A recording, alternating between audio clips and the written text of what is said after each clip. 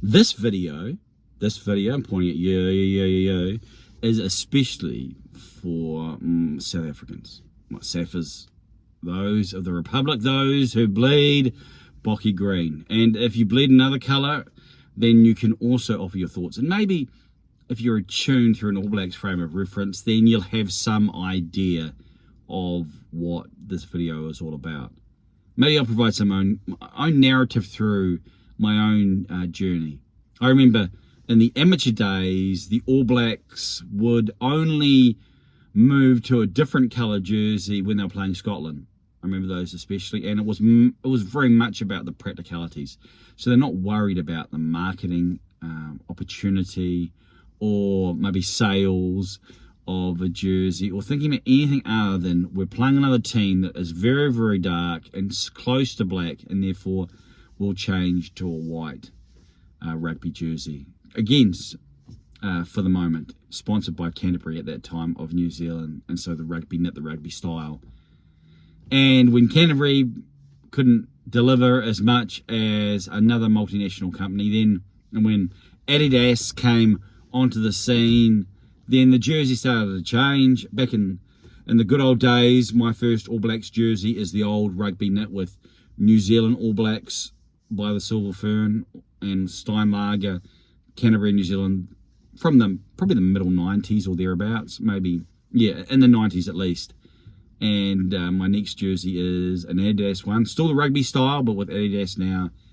And then I've only bought the jerseys that have been part of fruitful Rugby World Cups. And part of the reason is, of course, we want to remember the good times, but it doesn't have any sponsorship on it.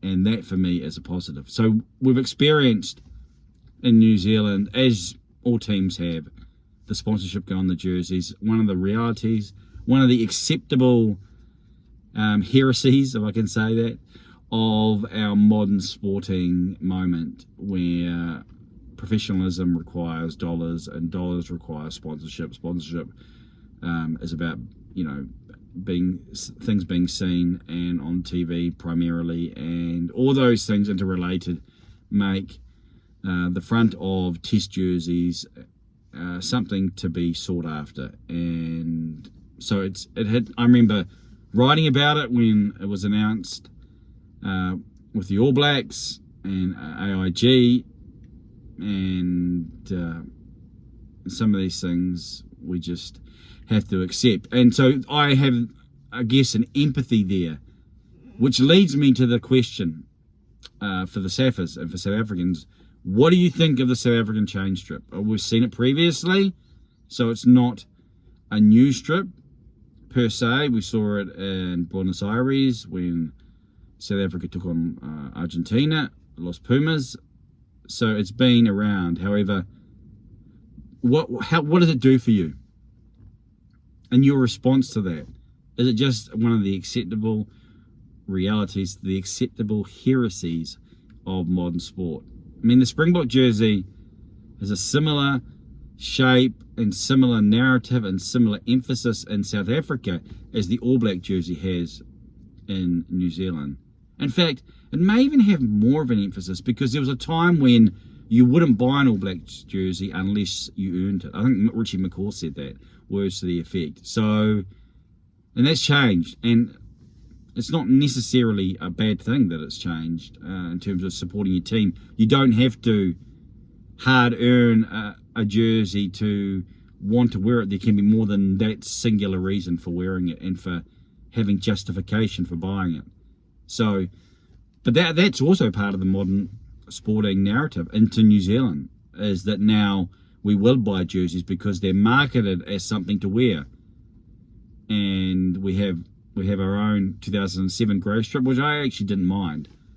However, when you see it, obviously it has a singular context. So this strip that was worn versus Scotland, what did it do for you? What do you think about it? Did it have any impact? What's encouraged us is a contact in South Africa, historic contact, who talked about this on social media. And so, excuse me, my throat's coming out. So I thought, well, it's an interesting piece of rugby reality to consider, and what it says not only about the jersey but also what it says about us. It's those who are supporting, those who are watching, those who are part of it. I mean, what does it do for you, and what does that say about us as supporters, us as those who are committed or avid rugby watchers, wherever you place yourself on that type of spectrum. So what did you think about it? I saw something about Checkers. Now, I put two and two together because they had plastic bags, that Checkers is a department store of some sort in South Africa. I haven't Googled it, no, I haven't done that. And so some jokes, some memes maybe even have been made that have connected the jersey with a plastic bag and maybe the colours there. So what did you think of the chain strip, Saffas? And if you're not a Saffas, what did you think about it? Maybe viewing it through your own lens, and what does it mean in terms of supporting your team? Is it just another sign? You could say the commercialisation, or maybe the marketisation.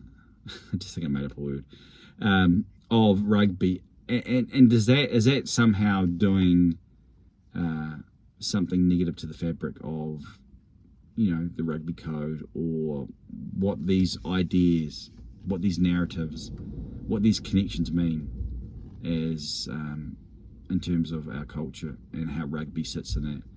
If you haven't watched the previous video, it's a nice fine day in New Zealand, but there is a reasonable breeze today. It's spring, so that can happen. So if you're hearing any noise and sound effects, that's not my hot air.